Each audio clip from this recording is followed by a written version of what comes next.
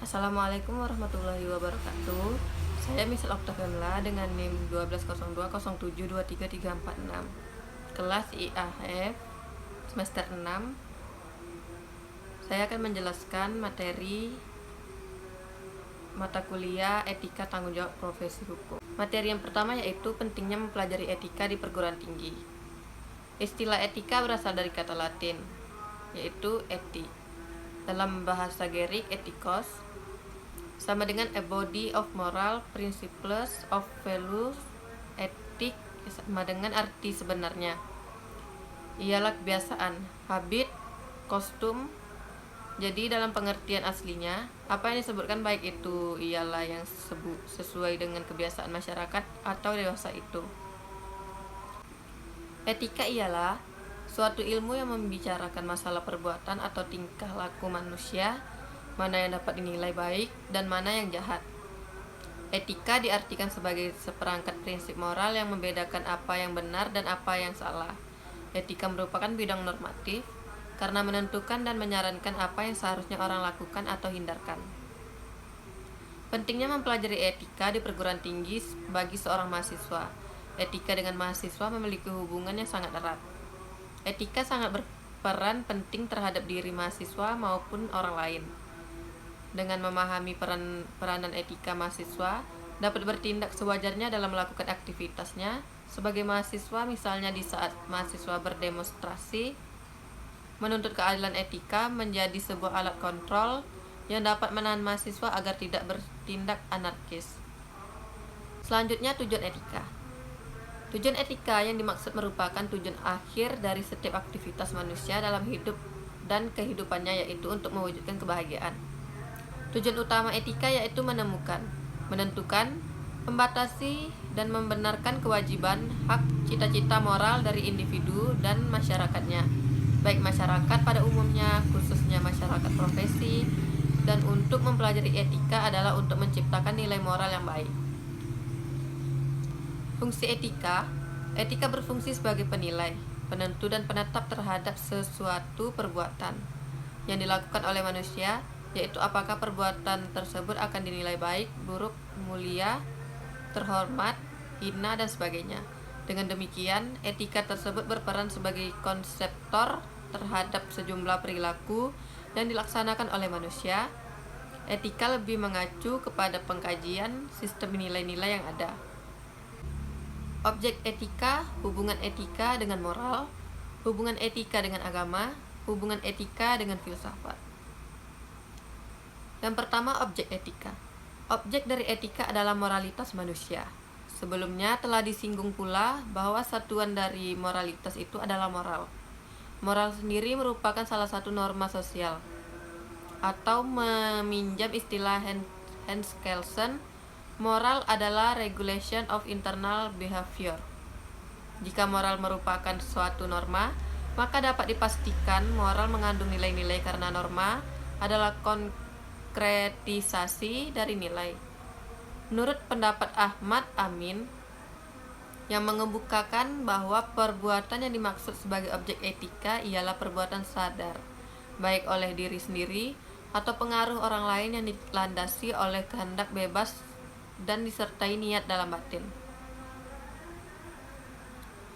Hubungan etika dengan moral. Antara etika dan moral mempunyai hubungan yang sangat erat, karena antara etika dan moral memiliki objek yang sama, yaitu sama-sama membahas tentang perbuatan manusia untuk menentukan baik atau buruk dari suatu perbuatan. Namun demikian, dalam hal tertentu etika dan moral memiliki perbedaan. Dengan demikian, tolak ukur yang digunakan moral adalah untuk mengukur tingkah laku manusia, adalah adat istiadat, kebiasaan, dan lainnya yang berlaku di masyarakat. Hubungan etika dengan agama. Hubungan antara etika dengan agama sangat erat kaitannya, yakni adanya saling isi-mengisi dan tunjang-menunjang antara satu dengan yang lainnya. Keduanya terdapat persamaan dasar, yakni sama-sama menyelidiki dan menentukan ukuran baik dan buruk dengan melihat pada amal perbuatan manusia. Etika mengajarkan nilai baik dan buruk kepada manusia berdasarkan akal pikiran dan hati nurani.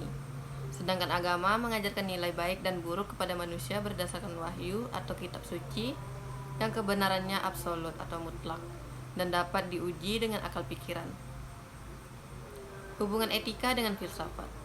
Etika mempunyai keterkaitan yang sangat erat dari filsafat, karena secara umum, etika merupakan bagian dari pembahasan filsafat, bahkan merupakan salah satu cabang dari filsafat. Etika merupakan salah satu cabang dari filsafat, tepatnya filsafat tentang nilai atau aksiologi. Nilai-nilai yang dimaksud di sini berkenaan dengan sikap dan perilaku manusia. Dengan kata lain, etika membicarakan tentang nilai-nilai yang baik bagi manusia sebagai manusia. Nilai-nilai seperti inilah yang dikenal dengan moral.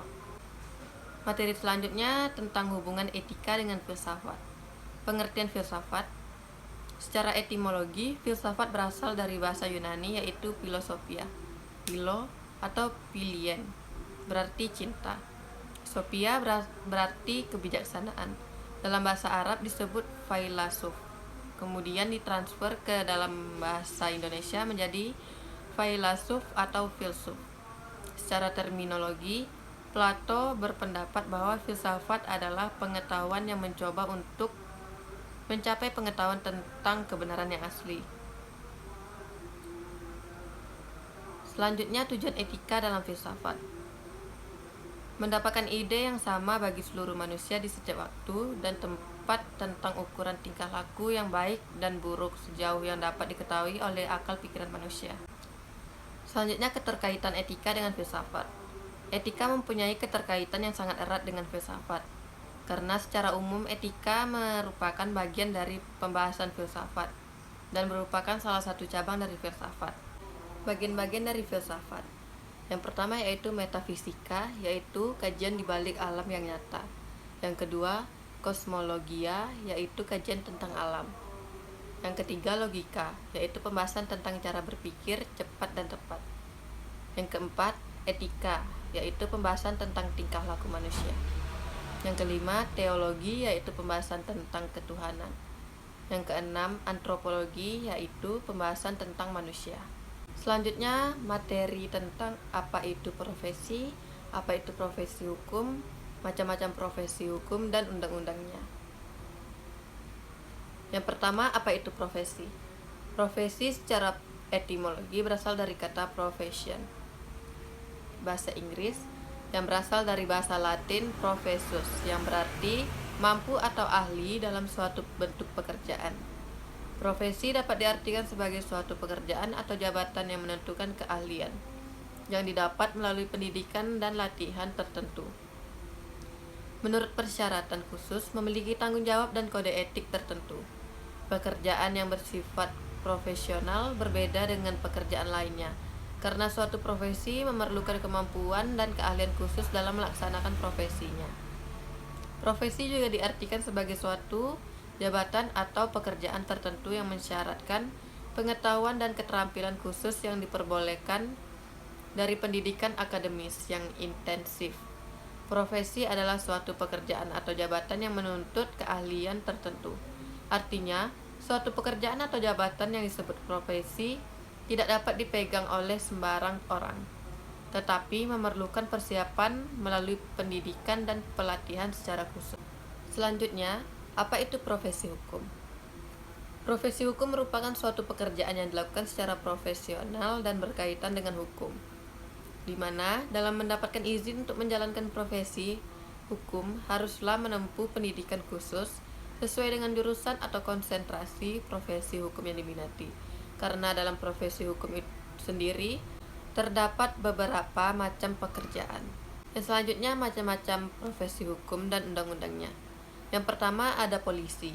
Dalam diktum penjelasan Undang-Undang Nomor 2 Tahun 2002 tentang Kepolisian Negara Republik Indonesia dinyatakan perkembangan masyarakat yang cukup pesat.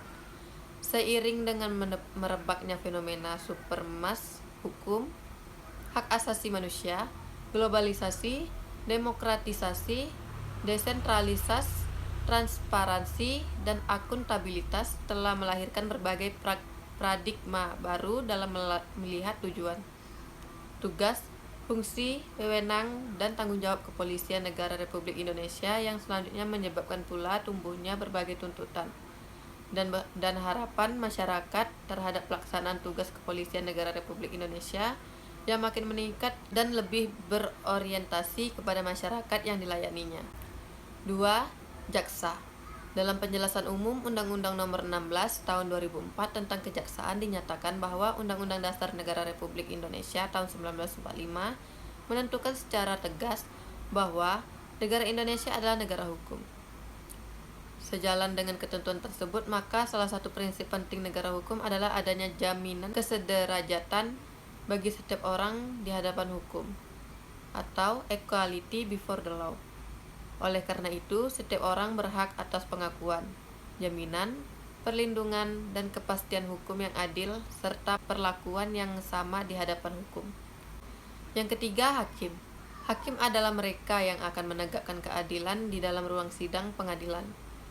Perkara yang diadili bisa berupa perkara pidana, perdata, dan juga berbagai permohonan, sesuai Undang-Undang Nomor 14 Tahun 1985 yang telah diubah dengan Undang-Undang Nomor 5 Tahun 2004 tentang perubahan atas Undang-Undang Nomor 14 Tahun 1985 tentang Mahkamah Agung, dan Undang-Undang Nomor 14 Tahun 1970 tentang kekuasaan kehakiman yang diubah dengan Undang-Undang Nomor 4 Tahun 2004.